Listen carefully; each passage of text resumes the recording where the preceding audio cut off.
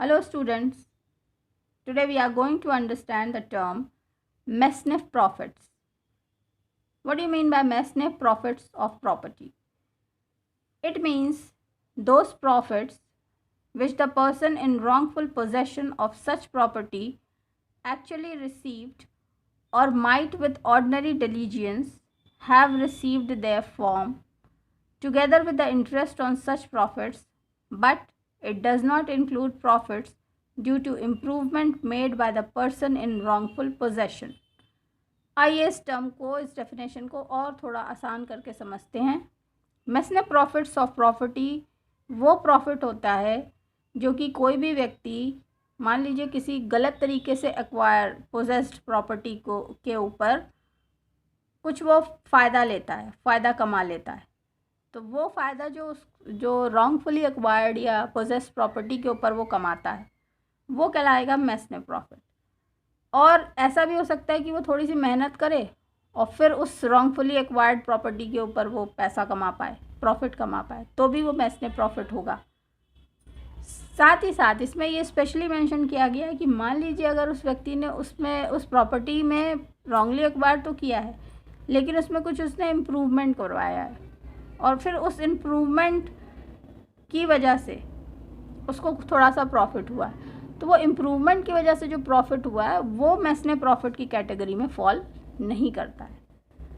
The very essence of the claim for mesne profit is wrongful possession by the defendant. तो जो main core essence है, core बात है, वो यही है कि किसी व्यक्ति ने रॉन्गफुली गलत तरीके से पोजेस किया है किसी प्रॉपर्टी को और उसके ऊपर उसने प्रॉफिट कमाया है.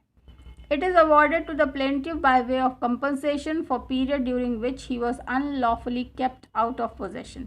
तो जब भी प्लेंटिफ केस जीतता है तो उसको कंपनसेशन पे किया जाता है उस समय के लिए जिसमें कि उसके पास वो पोजेशन नहीं था प्रॉपर्टी का. Thus, a trespasser is liable to account for the profit which he actually made और which he would have made with ordinary diligence. तो जो ट्रेसपासर होता है, जो गलती कर रहा है व्यक्ति, वो केवल उतने ही प्रॉफिट के लिए लायबल है जितना कि उसने या तो फ़ायदा बनाया है या फिर थोड़ी इधर उधर करके वो फ़ायदा बना सकता था. But he is not accountable for any profit that may be the result of any improvements. तो अगर कोई सी प्रॉपर्टी में किसी इम्प्रूवमेंट की वजह से कोई प्रॉफिट हो रहा है तो वो उस प्रॉपर्टी के लिए लायबल नहीं है पेमेंट के लिए.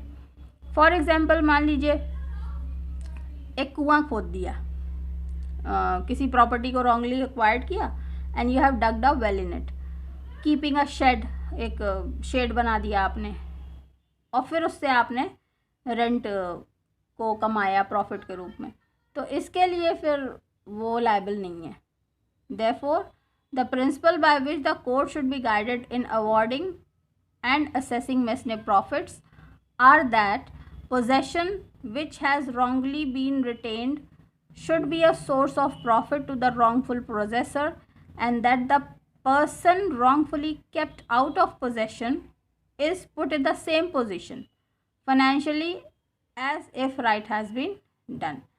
तो पूरा कोड जो है इस कॉन्सेप्ट से गाइड होता है कि प्रॉपर्टी जो पोजेस की जा रही है मिसक्रिएंट के द्वारा, ट्रेसपासर के द्वारा, वो रॉन्गली रिटेन्ड है, उससे कोई प्रॉफिट होता है तो वो प्रॉफिट के लिए वो पे बैक करने के लिए लायबल होता है उतने सारे समय के लिए जिस समय पे उसने उस प्रॉपर्टी को अपने अंतर्गत होल्ड करके रखा हुआ है. So this was a short concept and explanation of Mesne profit.